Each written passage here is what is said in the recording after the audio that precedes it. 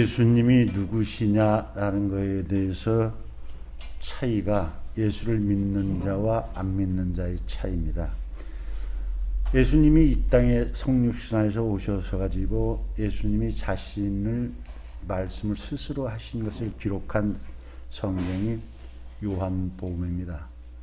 물론 마태, 마가, 누가 이 세 개의 복음도 예수님의 그 공생의 사역을 중심으로 그가 어떤 분이 메시아 되심을 그렇게 기록했지만 그 마태, 마가, 누가 세 개를 공관복음에서는 예수님 스스로가 내가 누구다라고 이렇게 밝히신 것이 별로 그렇게 희미하게 나오는 거죠. 그래서 공관복음만 보고 나면은 예수님 본인이 이렇게 말씀하시지 않지 않느냐라고 우리 제자들이 확대 해석하고 너무 침소봉대 아니냐라고 의를 제기하고 시비를 걸 수 있는 소지가 좀 있습니다. 하나님 다 아시지요. 그래서 하나님께서 요한이라는 제자를 예수님을 통해서 훈련하시고 가장 늦게까지 생존케 해주셨어요. 예수님이 12제자 가운데서 11명은 다 순교를 했지만 우리가 아는 대로 요한복음 20장 마지막 장에서 예수님께서 말씀하신 대로 사도 요한은 늦게까지 이렇게 에베소 사역까지 하면서 특별히 마지막 요한계시록 성경을 기록하게 하시고 그렇게 요한복음뿐만 아니라 요한1서, 요한2서, 요한3서, 요한계시록 5권의 성경을 기록하게 하시면서 생애를 온전히 하나님의 영광 예수 그리스도에 대한 증거를 할 수 있도록 그렇게 사용한 인물입니다. 그래서 특별히 요한복음에서는 다른 공관복음과는 다르게 예수님 스스로 내가 누구인가를 밝히는 그러한 독특한 언어를 구사하신 것이 중심으로 그렇게 구성되어 있습니다. 그래서 요한사도도 요한복음 마지막 부분인 요한복음 20장 30절에서 31절에서 자기가 이 복음서를 기록하게 된 것을 밝히지요. 이유를 예수님이 행하신 일, 말씀하신 게 참 많다. 엄청 많지만 내가 그 중에서 특별히 선별해 가지고 기록한 것이다.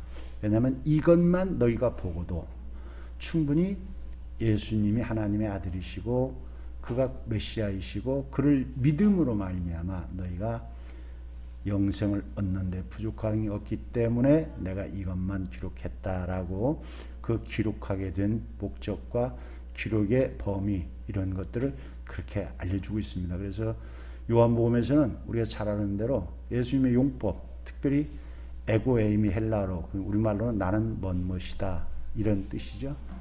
그게 이제 출애굽기 3장에서 모세에게 나타나신 하나님한테 모세가 누구시냐고 뭐라고 내가 백성들에게 소개해야 될까요? 라고 물을 때 나는 여호와다 라고 스스로 하나님의 이름을 가르쳐 주시고 계시를 해 주셨던 그 하나님의 용법을 예수님께서 하셔가지고 요한복음 기자인 요한이 예수님 스스로 나는 누구다라고 하나님과 자신의 관계 이런 또 우리와 예수님의 관계 구세주와 구원받은 성도와의 관계를 7개로 우리가 요한복음에 기록한 거 아시지요? 뭐 항상 귀중한 거니까 뭐 좀 우리가 자주 듣는 게 좋아요. 그래서 예수님과 하나님과의 관계 또 나와 예수와 관계가 정말 그런 관계인가를 늘 점검해 봐야지요. 말씀으로.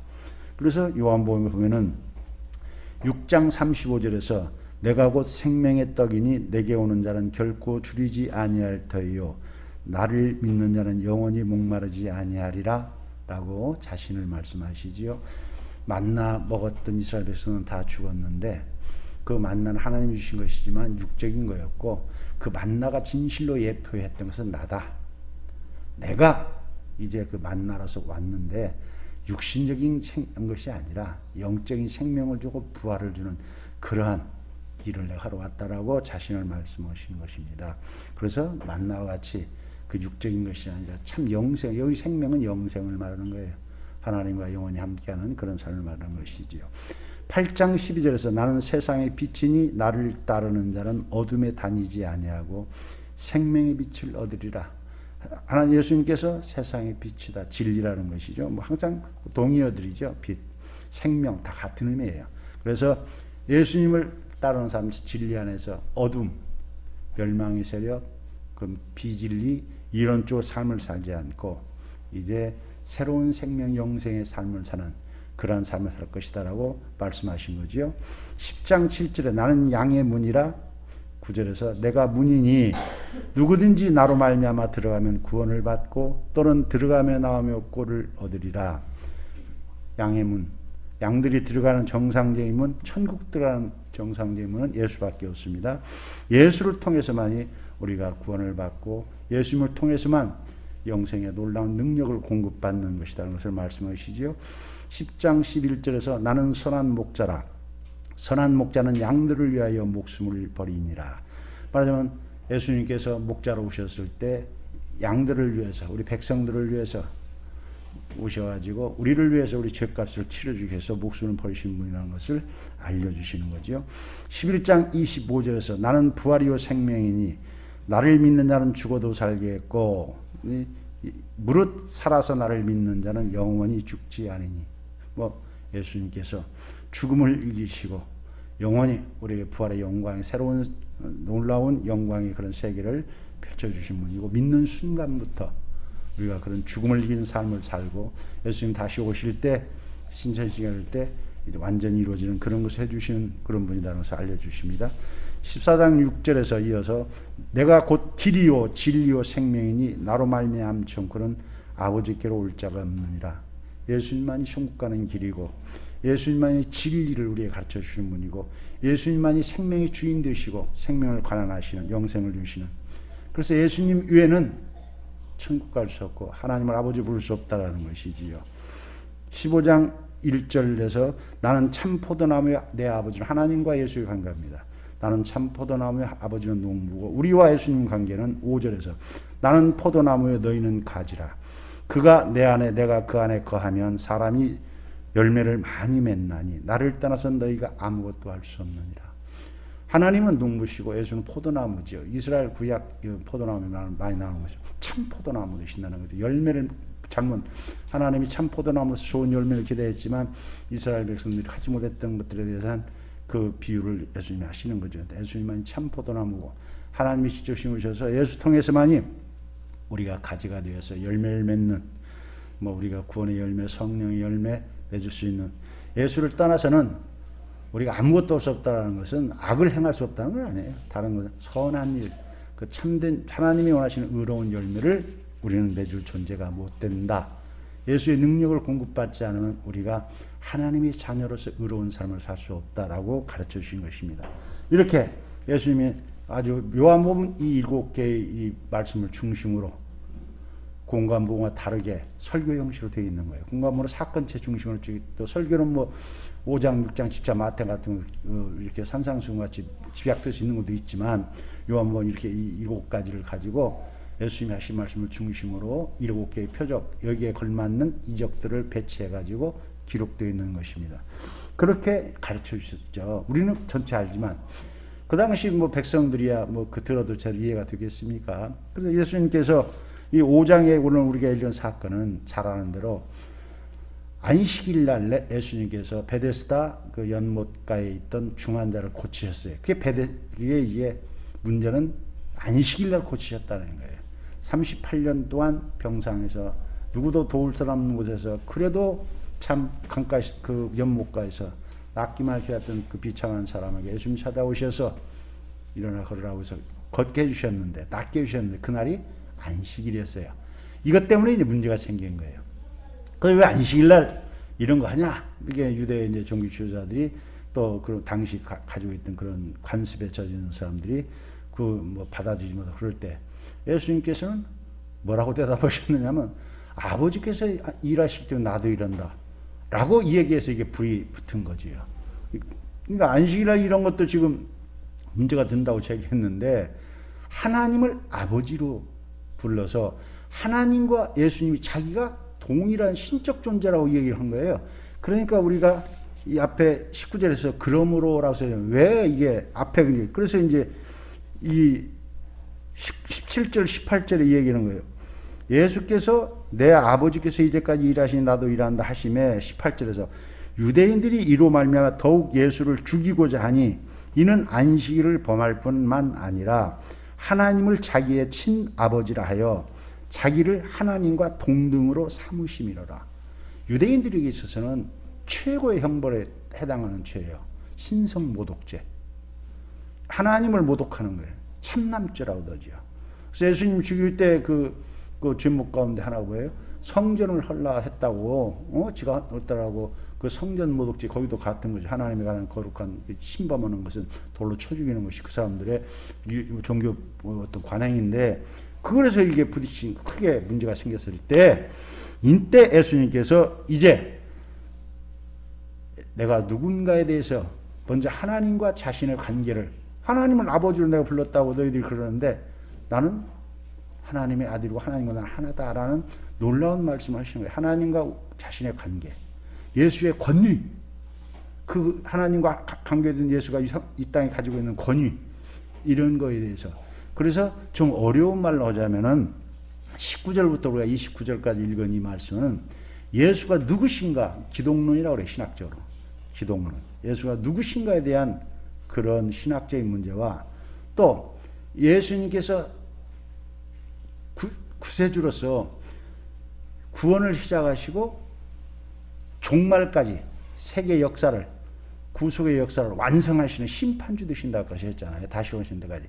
그래서 종말론까지 다루는, 다른 말로 내세론까지 다루는 신학적인 두 개의 큰 문제를 예수님이 여기서 언급해 주신 중요한 그런 문단이기도 합니다. 그래서 오늘 그 두 개를 우리가 좀 살펴보면서 예수님이 과연 하나님과 어떤 관계이시고 가지고 계신 권세가 어떤 분이신가 라는 것을 잘 살펴보면서 내가 예수님과 관계에서 그 안에 그런 영광 안에서 내가 그런 감격 속에서, 그런 소망 속에서, 그런 예수님을 정말 내가 경배하면서 살아가고 있는가 라는 것을 점검해보고, 그렇지 못하면 다시 한번 우리들의 신앙 자세를 추스릴 수 있는 그러한 시간이 됐으면 합니다.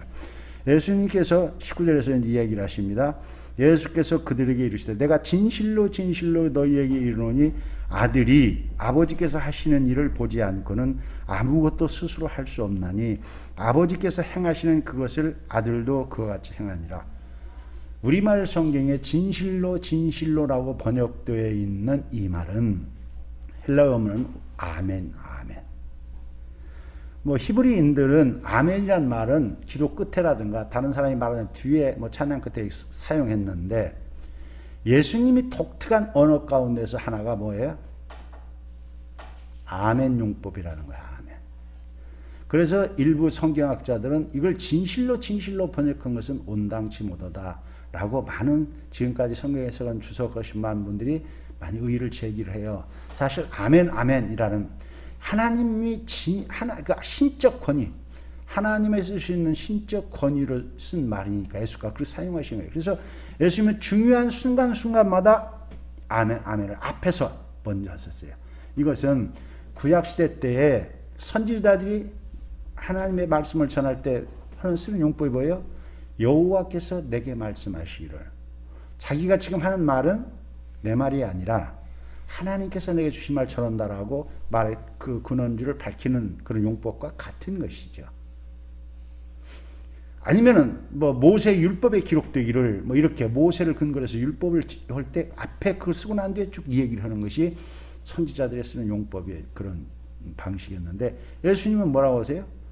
중요한 단어를 할 때는 아멘, 아멘, 중복법을 쓰면서 내가 하는 말의 신적 권위는 나 자신에게 있다. 곧 나 자신이 누구다라는 거예요? 하나님이시다라는 거예요. 예수님의 말씀의 권위는 내 말은 내 말이 아니라, 인간적으로 너희 생각할 때 목수의 아들 예수 하는 말이 아니라, 나는 하나님을 대행하는 하나님의 아들로서 하나님의 말을 전하는 것이다라고 그렇게 하시게 쓰시는 용어들이에요. 굉장히 중요합니다. 그래서 이 예수님만이 쓰시는 독특한, 다른 선지자 쓰신 적이 없고 쓸 수도 없죠. 예수님만이 쓰시는 것. 그래서 이 아멘 용법이라는 것이 제가 잠깐 찾아봤어도 많이 나와요. 요한복음 3장에서도 니고데모 대화할 때도 3절 11절로, 또 5장 여기서도 19절 24절 25절, 6장에서 생명의 떡 얘기할 때도 나오죠. 거기도 26절 32절 53절, 또 8장 빛이라고 할 때도 51절에서 12장 24절 13장 20절 21절, 마지막 14장 빌립한테도 21절에서도 얘기하고, 마지막 이 베드로 죽을 것을 얘기할 때도 21장 28절에서도 그렇게 아멘 아멘으로 시작하시면서 중요한 말씀을 전부 다 그렇게 사용하시는 거예요. 예수님의 신적 권위를 그렇게 언어로서 표현한 거예요. 또 하나 예수님께서 신적 권위를 드리는 독특한 언어가 뭐가 있어요? 아버지와 나. 선지자들 이스라엘 사람들이 하나님을 아버지로 인식하는 것은 가지고 있었어요. 그러나 직접 뭐 내 아버지다 뭐 이렇게 쓸 수는 없어요. 쓴 적도 없고 쓸 수도 없죠. 근데 예수님만이 아빠 아버지, 아빠 용법이라고 그래요. 하나님을 아빠 아버지라고 부르시는. 그리고 우리로 하여금 그렇게 부르게 하시는 분이에요. 근데 구별을 해요. 내 아버지와 너희 아버지 이렇게 구별을 하시지요. 하나님은 예수님은 독생자로서 하나님과 동등하신 분으로서 아버지를 이렇게 말씀하시지만 예수를 통해서 우리는 양자됨을 통해서 아버지를 부를 수 있는 그런 자격. 물론 하나님의 창조하셨던 우리 아버지는 맞지만 우리가 죄져서 타락했던 우리를 다시 하나님의 자녀로 되는 예수의 십자가의 은총이 없으면 안 되기 때문에 예수를 거쳐서만 이제 새로 자식의 신분을 회복하기 때문에 그렇게 가르쳐 주신 것입니다. 그래서 여러분 예수님께서 자신과의 하나님의 관계를 왜 네가 목수의 아들이 감히 하나님의 신성모도 거냐라고 덤비는 사람들에게 나는 그 뭐예요? 진실 아멘 용법을 통해서 나는 신적 권위로 내가 하는 내 말이 아니라 하나님. 그래서 예수님께서는 자기가 하나님과 하늘에서 온 자 또 하나님의 말씀을 전하는 자라는 것을 이 요한복음 구석구석에서 자주 말씀을 해주셨어요. 여기만 말씀하신 게 아니라 우리가 잘 아는 데서도 요한복음 이 예수님께서 자기 사역을 말씀할 때마다 중요한 때마다 자기에게 7장 16절에서도 내 교훈은 내 것이 아니요 나를 보내신 이의 것이니라 라고 말씀하셨고 8장 28절에서 너희가 인자를 든 후에 내가 그인 줄 알고 또 내가 스스로 아무것도 하지 아니하고 오직 아버지께서 가르치신 대로 이런 것을 말하는 줄도 알게 될 것이다 라고 뭐 인자를 든 후라는 것은 십자가 들리고 나서 부활하신 후에 그 영광이나 모든 걸 보고 난 후에 요한복음에 2장에 나오잖아요. 성전을 허락했을 때 뭐 3일 만에 내가 다 진다고 그러니까 비웃었는데 그게 예수님 스스로가 이제 하나님을 만나게 해주시는 성전 역할을 구약 시대가 끝나고 이제 새로운 시대 예수님을 통해서 하나님의 죄사함을 온전히 받고 성전이 하는 기능이 하나님이 거하시는 곳에서 해주는 게 왜 죄사함이잖아요. 은총, 은혜를 받는 일. 그게 이제는 뭐 동물의 피나 제사장 통해서가 아니라 오직 예수님의 피로 예수의 이름으로 받는 시대를 열어준다는 것을 얘기한 거죠. 2장에서. 근데 그 사람들이 성전을 헐면 예수님이 다른 새로운 시대를 열겠다. 예수의 이름으로 누군 예수의 피값으로 직접 다이렉트 예수를 만날 수 있는 그런 시대를 열겠다고 예수님 하신 말씀이에요. 3일 후에 다시 진다는 것은 건물을 다시 진다는 게 아니라 새로운 시대를 열겠다. 그래서 그 사람들이 못 알아듣고 예수를 욕했는데 가로치고 써 있잖아요. 이것이 부활하시고 난 후에서 제자들이 이 성전의 기능이 끝나고 새로운 예수님의 시대, 은혜의 시대, 예배가 바뀌는 시대 이걸 이제 알았다라고. 그렇게 예수님이 어떤 역할을 하지 메시아로서의 역할을 한 것을 알았다고 쓰는 것이죠. 그래서 그런 말 특별히 예수님께 용어 가운데 중요한 용어가 또 하나가 뭐냐면 인자라는 칭호예요. 자기 칭호라고 그래요. 인자. 이건 다니엘서 7장 13절을 인용하는 거예요. 하나님 보좌에 하나님과 똑같은 다니엘이 본 환상, 그 구세주 예수를 미리 보여주시는 그 장면이 있는데 내가 바로 그 인자였다. 다니엘서 7장에 써있던 그 다니엘이 썼던 용어가 바로 나를 말하는 것이다. 물론 인자라는 시편 8편에 나오는 인자가 무엇이가 한데 사람이 무엇이냐 할 때 그 사람을 통해 쓰는 말도 있지만 예수님이 독특히 인자를 쓰는 경우는 한두 번 빼놓고는 거의 다 메시아로서의 사역을 감당할 때를 쓰는 용어예요. 인자를 쓰면. 그래서 예수님께서 자기가 그렇게 하나님과의 관계에서 메시아로서 하나님이 사람이 되신 분. 그래서 8장 29절에서도 나를 보내신 이와 나와 함께 하시는도다. 항상 삼위일체 하나님 함께 하세요. 성령도 함께 하셔서 나와 함께 하시는다. 나는 항상 그가 기뻐하시는 일을 행함으로 나를 혼자 두지 아니하시느니라. 예수님이 하신 그래서 예수님께서 하는 모든 일, 모든 말씀 그건 하나님 것만 하는 거예요. 자기 스스로 하는 게 아니다라고 늘 가르쳐 주셨어요. 그리고 우리가 잘 아는 대로 10장 36절부터 38절까지에서도 예수님께서 이 문제를 그대로 또 다시 한번 언급해 주시죠. 10장 36절에 보면 10장 30절에는 먼저 이 얘기 나와 아버지는 하나라는 중요한 말씀 하시고 난 뒤에 36절부터 하물며 아버지께서 거룩하게 하사 세상에 보내신 자가 나는 하나님의 아들이라고 하는 것으로 너희가 어찌 신성모독이라 하느냐. 37절 만일 내가 내 아버지의 일을 행하지 아니하거든 나를 믿지 말려니와 38절 내가 행하거든 나를 믿지 아니할지라도 그 일은 믿으라. 그러면 너희가 아버지께서 내 안에 계시고 내가 아버지 안에 있음을 깨달아 알리라. 이 말을 다시 빌립이 또 물어보잖아요. 마지막 우리가 잘 아는 우리가 다락방 설교라고는 요한복음 14장부터 나오는 설교에서도 빌립이 한 번만 우리 하나님 보여주면 좋겠습니다라고 얘기하니까 예수님께서 이 요한복음 14장 9절부터 얘기를 하시죠. 예수께서 이르시되 빌립아 내가 이렇게 오래 너희와 함께 있으되 네가 나를 알지 못하느냐? 나를 본 자는 아버지를 보았거늘 어찌하여 아버지를 보이라 하느냐? 10절에서 내가 아버지 안에 거하고 아버지는 내 안에 계신 것을 네가 믿지 아니하느냐? 내가 너희에게 이르는 말은 스스로 하는 것이 아니라 아버지께서 내 안에 계셔서 그의 일을 하시는 것이라. 10절에 11절에서 내가 아버지 안에 거하고 아버지께서 내 안에 계심을 믿어라. 그렇지 못하겠거든 행하는 그 일로 말미암아 나를 믿으라. 예수님이 행하신 일, 이적들은 그러니까 우리가 예수님의 행하신 걸 표적이라고 그러고 이적이라는 기적이라고 잘 안 쓰는 이유는 이적이란 표적이라고 쓰는 이유는 예수님이 메시아 되신 하나님이 사람이 되신 그 능력을 보여주시는 것이죠.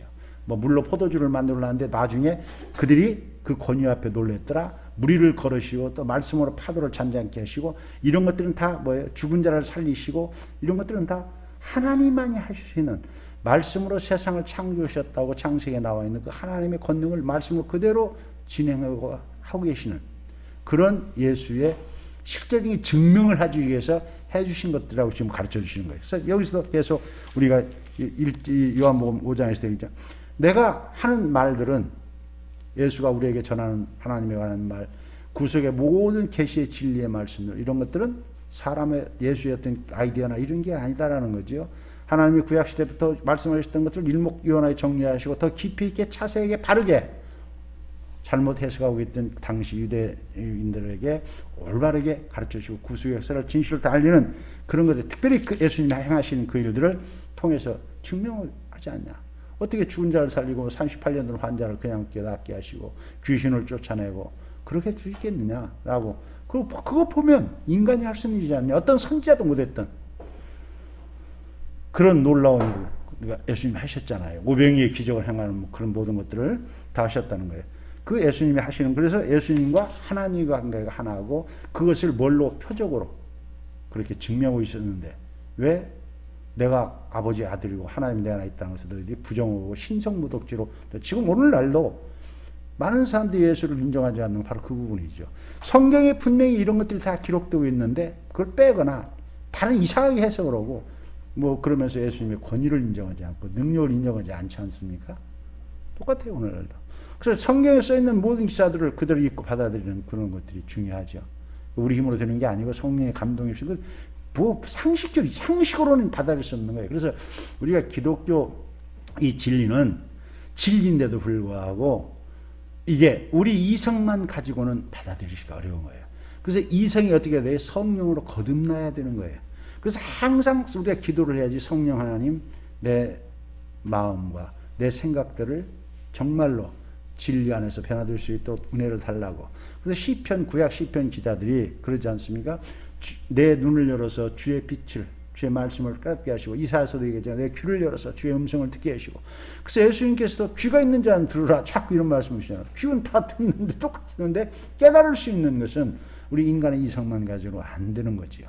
성령으로 거듭나게 하시지 않으면 하나님의 능력이 다시 한번 이성을 넘는 그걸 뭐 이혜영 씨 같은 분이 뭐 지성에서 영성으로 이런 표현을 하셨는데 참 그 뭐 영적인 세계를 알 수 있는 것은 이성 갖고 안 되는 거죠. 감각되고 실험되어지고 이런 게 아니니까 그런 것들을 우리가 읽다 하시고 예수님은 하나님의 아들이시고 하나님이 인간이 되신 분이다. 왜 인간이 되셨느냐는 거죠. 그 인간이 되시는 것은 하나님께서 왜 이렇게 보내셨느냐? 우리를 구원해 주시기 위해서 보내주신 거죠. 사망에서 여기 24절에 내가 진실로 진실로 너희에게 이르노니 내 말을 듣고 또 나 보내신 이를 믿는 자는 영생을 얻었고 심판에 이르지 아니하니 사망에서 생명으로 옮겼느니라 그러잖아요. 예수님께서 이 땅에 오신 그 놀라운 일들은 우리로 하여금 예수의 십자가 죽으심을 통해서 우리가 죄 사함을 얻고 하나님을 아버지로 내가 누군지를 몰랐던 인간이 어떻게 존재하게 된지도 몰랐던 우리들에게 인간은 하나님의 피조물임을 알게 하시고 첫사람 아담이 지은 원주라는 것을 알게 하시고 이래서 하나님을 창조주 아버지로 그래서 예수님이 이 땅에 하나님께서 보내셔가지고 우리를 사랑해서 보내셔가지고 예수의 십자가 사건을 예수님이 다 구약에서 이미 그 예언하셨던 것을 예수님이 다시 오셔서 그 설명해 주시고 그 십자가 사건들을 그렇게 뭐 이사야서 53장 여러분 얘기했어도 그 메시아에 대한 사역을 잘못 이해해서 제자들도 그 마태복음 16장에 보면은 베드로조차도 십자가 죽으면 안 된다 그러지 않습니까? 죄의 값을 치러서 하나님이 참된 복이 뭐예요? 생명을 얻는 것인데 생명보다는 이 땅에는 부귀영화 이 땅에 있던 평안 잠깐 있는 그런 것들 인간은 다 죽어. 지금도 우리가 예수를 믿고 예수께 받는 것 가장 중요한 게 뭔가를 잃어버릴 때 흔들리는 거죠. 예수를 믿으면 새로운 내가 어떤 존재인가를 아는 거예요. 내가 하나님의 형상으로 지음받은 놀라운 존재라는 것을 먼저 내 생명이라는 것이 어쩌다가 뭐 아메바가 진화돼 해가지고 뭐 사실 아메바가 처음 올 때도 뭐 창조가 돼야 되는 것이 저들 무에서 나올 수 있겠습니까? 아니 하나님 무에서 만드신 그래서 하나님이 그걸 이끄셨는데 그 다 종류별로 만드셨는데 인간은 달라요. 하나님의 형상으로 분명히 지음받은 영적인 존재인 거죠. 그 영적인 존재에서 영원히 살 수 있도록 처음 만들 때 그렇게 했어요. 죄 때문에 이제 부활로 해도 심판의 부활, 영광의 부활로 바뀌긴 하지만 인간은 다른 거예요. 이 세상 모든 것도 왜 존재해 어떻게 앞으로 될 것인가 이거 다 성경에 써 있는 걸 믿는 거죠. 예수님이 오셔서 그걸 가르쳐 주신 거잖아요. 그래서 예수님 말씀으로 지금도 다 창조하셨고 말씀으로 다스리신다는 것을 지금 말씀을 다른 말로 말하면 보존하고 계시는 거죠. 뭐 바다가 잠잠하면 잠잠하는 것이고 이런 것들 말씀으로 이런 걸 다 다스리는 거잖아요. 그 오병이의 기적 같은 것도 말씀으로 그런 물질 체계들을 다스리고 계심을 보여주는 거예요. 다 보존하는 그런 것들. 그런 것이죠.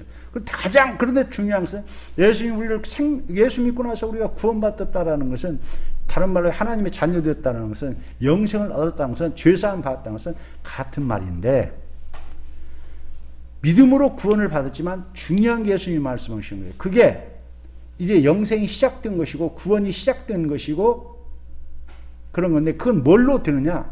예수님의 말씀을 들음으로써 그렇죠? 내 말을 들을 때 예수님의 말씀을 듣고 성령의 감동으로 말미암아 우리가 그 믿음으로 우리가 구원받잖아요. 내가 돈 내고 받는 거 아니잖아요. 내가 어떤 노력을 해가지고 받는 거잖아요. 받는 게 아니고 오직 하나님의 말씀을 예수님의 말씀을 이렇게 선포되어진 말씀이 우리 마음속에 들어들어 성령이 감동해서 믿게 하실 때 예수님이 내 안에 들어오시고 말씀이 내 마음에 새겨졌을 때 구원이 시작되고 하나님은 눈물을 흘리고 하나님은 아버지라고 부르게 되고 내가 정말 하나님의 자녀로서 나는 뭐 김씨 가문에 배우리는 가문으로 태어난 아무것도 아닌 그런 것이 아니라 나는 놀랍게 하나님의 형상으로 단지 하나님의 뜻에 의해서 이런 가정을 통해서 이렇게 성장하게 했지만 이것은 영원한 것이 아니고 영원한 하늘의 영광의 나라 그 나라의 영원토록 하도록 그런 존재라는 것을 알고 감격하고 감사하고 이제 내가 사는 방식이 내 방식이 아니라 그 하나님의 다스림 속에서 하나님의 능력 안에서 하나님의 말씀을 중심으로 그 거룩한 삶 의로운 삶, 사랑의 삶, 섬김의 삶을 살아가는 삶이 됐다는 것이죠. 그런데 그게 그래서 여기 중요한 얘기를 하는 거예요. 더 큰 일도 하신다는 거예요. 이건 십자가 사건보다 더 큰 일이 있다라는 얘기죠. 예수님이 그렇게 해서 십자가 사건도 부활이라는 놀라운 일을 하셨잖아요. 그리고 이제 그 놀라운 복음을 듣고 우리가 살아나게 하는 거예요. 그래서 여기 예수님께서 쓰신 중요한 말씀 여기 두 가지 중요한 거. 25절에서 진실로 진실로 너희에게 이르노니 죽은 자들이 하나님의 아들의 음성을 들을 때가 오나니 곧 이때라 듣는 자는 살아나. 여기에 죽은 자라고 하는 것은 25절에 죽은 자라는 것은 영적으로 죽어 있는 모든 사람을 말하는 거예요. 이 땅에 존재하는 모든 인간들은 영적으로 죽어 있어요. 영적으로 죽어 있는 영이 다 죽어 있잖아. 하나님 모르잖아. 영적인 세계는 모르잖아요. 근데 이들이 누구로 어떻게 살아나요? 하나님의 음성, 이 복음을 들을 때, 아, 내가 이런 존재구나. 인간은 이런 존재고, 이 세계는 이런 것이고, 앞으로 이렇게 된다는 것을 알게 되는, 그래서 살아나는, 듣는 때, 예수님 오실 때까지 계속 이 복음이 증거되고, 이 복음이 증거될 때 그 음성을 듣고 살아나는 거예요. 그게 끝이 아니다라는 거예요. 이게 더 큰 일이 아니다라는 거예요. 이건 그냥 시작이에요. 더 큰 일은 뭐라고 얘기하는 거예요? 두 번째 사건이 있다라는 거예요. 여기 보면은 28절에 더 큰 일을 얘기하는 거예요. 이를 놀랍게 여기지 말라. 무덤 속에 있는 자가 다 그의 음성을 들을 때가 오나니 29절에서 선한 일을 행한 자는 생명의 부활로 악한 일을 행한 자는 심판로 부활로 나오리라. 여기서 이 무덤 속에 있는 자라는 것은 다 죽어 있는 사람들까지. 지금 여기 죽은 자라는 것은 살아있지만 영적으로 죽어 있는 사람들을 말하는 것이고, 28절에서 얘기하는 여기 무덤 속에 있는 자라는 것은 우리보다 먼저 살다 죽은 사람들. 다 예수 믿기 모르고 죽었던 사람, 복음 듣고도 안 믿고 죽어서 시체가 된 사람들, 그 사람들이 인간은 다시 새로운 존재로 부활체로서 되는 큰 사건을 있는데 그걸 누가 해요? 예수가 하신다라는 거예요. 그래서 그 심판의 권세, 여기 22절에서 21절과 22절에서 아버지께서 죽은 자들을 일으켜 살리신 같이 아들도 자기가 원하는 자를 살리느니라. 그 22절에서 아버지께서 아무도 심판하지 아니하시고 심판을 다 아들에게 맡기셨다는 거예요. 이거 예수님이 하시는 거예요. 그래서 이게 큰 일이죠. 이제 그래서 예수님이 재림하실 때 생명의 선한 일을 행한 자와 악한 일을 행한 자를 우리의 행위를 말하는 게, 도덕적인 행위를 말하는 게 아니에요. 그것은 이미 예수님께서 이 복음을 받아들이지 않고 복음을 받아들이고 하는 것을 악과 선으로 구별하고 해서 알려준 말씀이 그렇게 나와 있는 것이 요한복음 3장 17절부터 해서 우리가 21절까지 보면은 그렇게 이미 예수님이 말씀하셨어요. 3장 17, 18절에서 그를 믿는 자는 심판을 받지 않은 것이요 믿지 아니한 자는 하나님의 독생자의 이름을 믿지 아니하므로 벌써 심판을 받는, 심판에 대해서 얘기하고 있잖아요. 근데 19절에서 그 정죄 심판은 이것이니 빛이 세상에 왔을 때 사람들이 자기 행위가 악함으로 빛보다 어두움을 더 사랑한 것이라. 20절에서 악을 행하는 자마다 빛을 미워하여 빛으로 오지 아니하나니 이는 그 행위가 드러날 까미요. 우리가 예수의 복음 진리의 생명의 말씀들을 비춰주고 전해주면은 보통 사람들이 악해서 예수님의 말씀이 사실 안 믿는 사람들도 예수의 말씀이 옳다라고 인정함에도 불구하고 그들 따라오질 않아요. 인정을 믿고 따라오질 않아요. 그 악이라는 거예요. 그게 악이에요. 예수 안 믿는 사람도요, 예수님의 가르침은 옳다라고 인정을 해요. 예수님이 그러니까 선하고 빛이 뭐예요? 어둠을 밝히고 진리라는 걸 인정하면서도 안 믿고 안 받아들여 예수를. 그러면 내가 그대로 살겠습니다. 그래야 살지 맞지? 라고 참 피조물이고 거룩한 삶을 살아야 되고 서로 사랑하면서 살아야 되는 거 다 옳은 말인 거 알면서도 욕하고 덤비고 그러지 않습니까? 그러지 않습니까? 그래서 안 믿는 사람들도 예수 믿는 사람이 뭐 잘못하면 뭐라고 그래요? 뭐라고 그래요? 그럴 수 있어 이럽니까? 어떻게 교회 다니는 사람이 그러지? 옳다는 걸 알아요. 그런데 안 받아들여요. 이게 악이에요. 선한 사람들은 여기 21절에 있어요. 진리를 따르는 사람은 빛으로 오나니 하나님의 말씀을 믿고 아멘으로 받아들이는 사람은 빛으로 예수 믿게 나오는 거예요. 그래가지고 이는 그 행위가 하나님 안에서 행한 것임을 나타내는 함이라. 예수 믿으면 그 말씀대로 살고 그 말씀을 따라서 함께 살려고 노력하는 거예요. 이게 선한 삶이에요. 예수님에게 좋은 거예요. 그러니까 다른 말로 하면 내가 정말로 하나님 보시기 악한 삶을 산다, 선한 삶을 산다. 지금도 바로 우리가 알 수 있어요. 예수 믿는다고 하는 우리가 하나님의 말씀을 사랑하고 또 그 하나님 예수의 그 가르침을 정말로 내가 기뻐하고 이래서 함께 동행하고 좋아하고 나오기를 좋아하고 찬양하고 말씀 먹기를 좋아하고 기도하기를 좋아하고 찬송하기를 좋아한다면 그건 선한 데로 나오기로 하는 사람들이에요. 이게 구원받은 사람의 모습이고 지금도 나오기를 꺼려하고 다 억지로 나가고 맞으면 나오고 이건 좀 불안한 거예요. 이거는 좀 점검해봐야 되는 거예요. 나오기를 싫어하고 내가 예수 앞에 나가면 새로워지고 예수님만이 나를 새롭게 해주시고 구원의 완성자 세우신다. 그분에게 그 능력이 있다. 내가 이렇게 살면 악하게 살 수밖에 없는 줄 인정하고 하나님 안에 나갈 때 다시 새롭게 해주시는 은혜를 받고 이렇게 내가 그걸 사모하고 사냐? 그럼 이렇게 사는 거예요. 그래서 예수님의 큰 일을 행하시는 걸 제가 오늘 잠깐 느낀 거죠. 하나님이 정말 오묘하시다. 제가 그렇게 감동을 혼자 먹었어요. 왜냐하면 이렇게 요한복음에서 요한한테 이거 기록하게 계신 예수님께서 하나님께서 정말로 예수님이 하시는 그 장면을 기록하게 한 것이 요한계시록이잖아요. 요한이 쓴 계시록, 요한에게 이 계시를 보여서 마지막 되어질 일들을 요한에게 보여주신 거예요. 요한복음에 이렇게 했던 것들을 정말로 그렇게 하신 것을 요한은 보게 만들고 알리게 만드신 거예요. 내가 그래서 참 하나님 정말 오묘하시다. 어떻게 이렇게 하실까? 다른 사도들이 얘기 않잖아요. 이 놀라운 이런 말씀을 자주 얘기했던 요한에게만 이것만 알려 예수님의 말씀 들은 것들을 정말로 예수님이 행하고 계신 것들을 요한에게 보여주시고 천상의 모습을 보여주시고 앞으로 되어질 놀라운 것들을 보여주시는 것이죠. 그래서 내가 참 놀랐어요. 그래서 요한계시록에 보면은 부활하신 예수님의 그 놀라운 영광들이 나오잖아요. 1장에 보면은 요한이 밤모섬에 갇혀 있을 때 예수님이 어린 양으로 이 땅에 오실 때 구원을 오실 때는 초라하고 그렇지만 우리가 똑같은 일은 초라하지만 아니다라는 것이죠. 그래서 예수님께서 이제 심판주로서 세상을 다스리시고 완성시키는 그런 권능자이심을 하나님이심을 요한계시록에서 보여주는 거예요. 구속의 역사를 하나님이 다 비밀 이렇게 써가지고 두루마리로, 두루마리라는 게 말했다. 옛날에는 책이 아니라 두루마리였으니까 책이 두루마리였는데 옛날에는 이런 책들 이렇게 뭐 인쇄술도 없고 이런 거 없으니까 뭐 가죽 양피 같은 거 돌돌돌 말아가지고 또 종이만 돌돌 말아가지고 묶어서 이렇게 옛날에 봤잖아. 2000년 전에.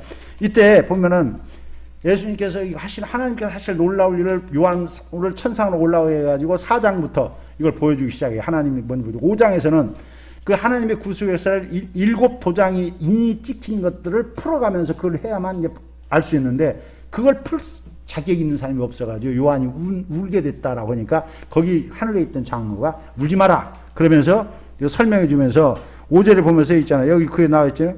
4절에 보면 그 두루마기를 펴거나 보거나 하기에 합당한 자가 보이지 아니하기로 내가 크게 울었던 요한이 그 구속 역사를 봐야 되는데 못 보니까 얼마나 궁금하고 안타까워서 그 이루어져야 되는데 그러면 안 펴면 안 이루어지는 거잖아요. 얼마나 안타깝겠어요. 구속 역사. 그래서 울었더니 5절에서 장로 중에 한 사람이 내게 말하되 울지 마라. 유대 지파의 사자 다윗의 뿌리가 이겼으니 그 두루마리가 그 7인을 떼시려 하더라. 그러고 보니까 내가 6절에 보니까 보좌와 내 생물과 장로들 사이에 한 어린 양이 서 있는데 일찍이 죽임을 당한 것 같더라.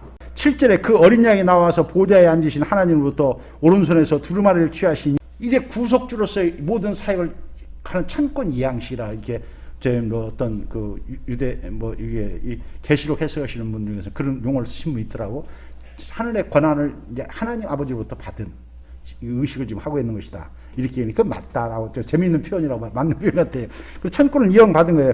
그래서 이제는 8절에서 예수님 어린 양이 그 두루마리를 취하심에 이제는 구속주로 쓰니까 하늘에 있던 모든 생물들 천사들이나 24장로들이 다 어떻게 해요?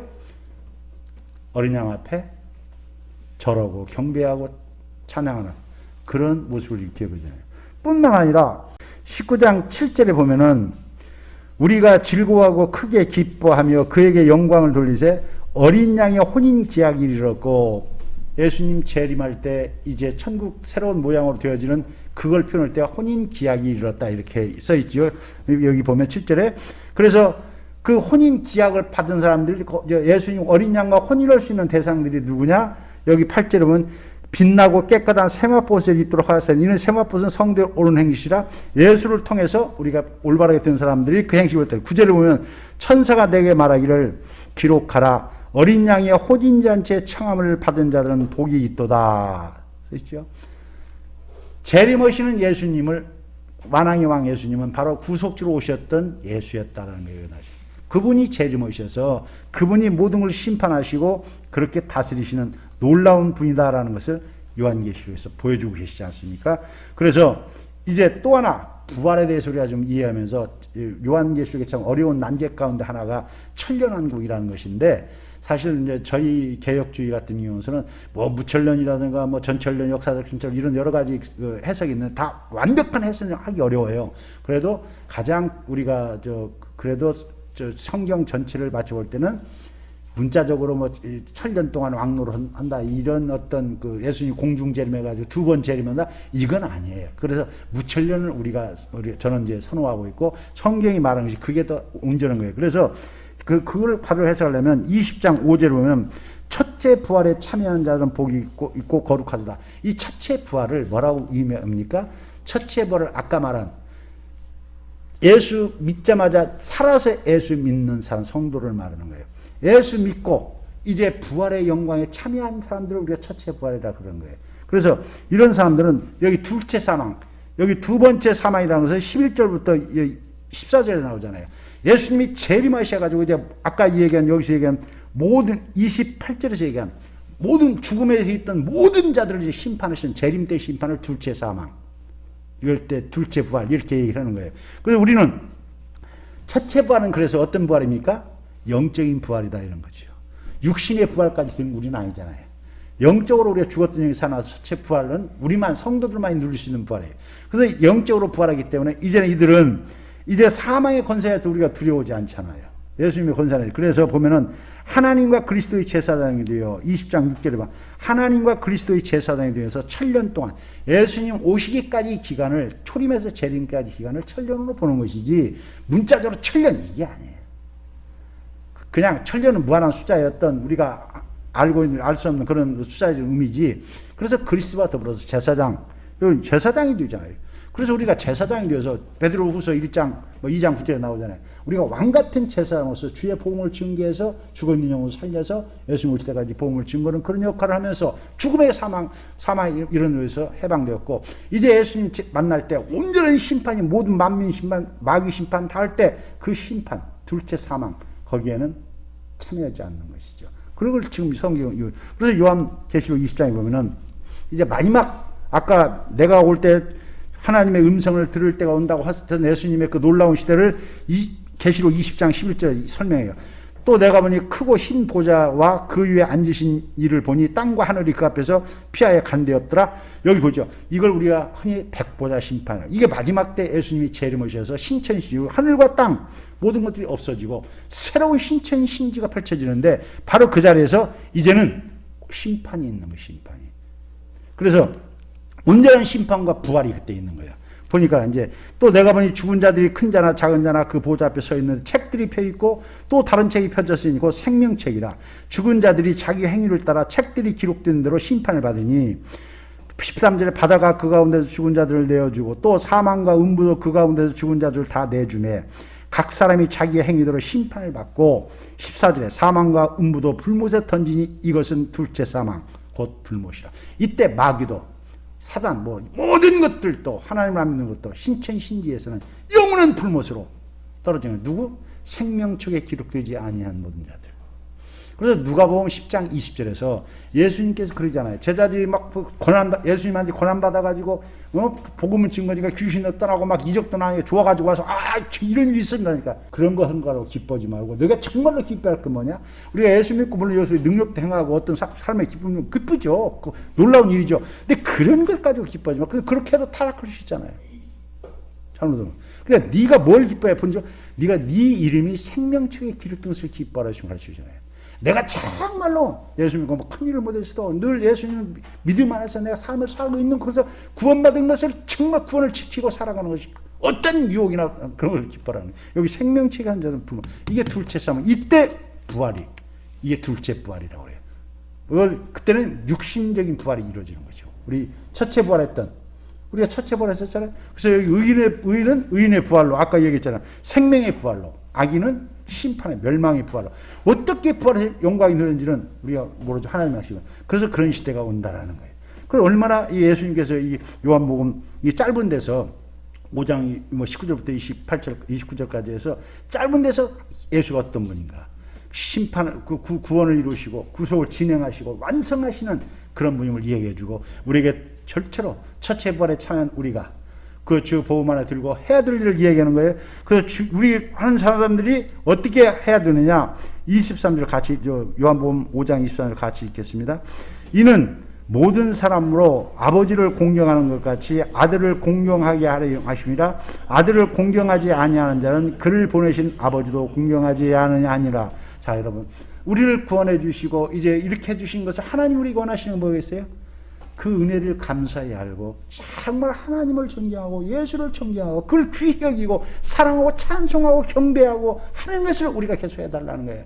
이게 에베소서 1장에서 얘기하잖아요. 에베소서 1장 하나님 우리를 그 상세를 택하신 거 왜? 찬송을 받기 위함이라. 영광.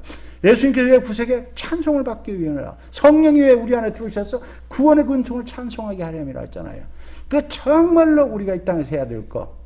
예수님을 찬양하고 경배하고 존귀히 여기고 그 세상 어떤 것에 귀히 여기고 정말 자랑하고 그래야 안 되겠습니까? 그런 영광을 우리에게 주셨고 그런 삶을 살 수 있으니까 그러한 우리의 삶을 추구해야 되는 것이지요.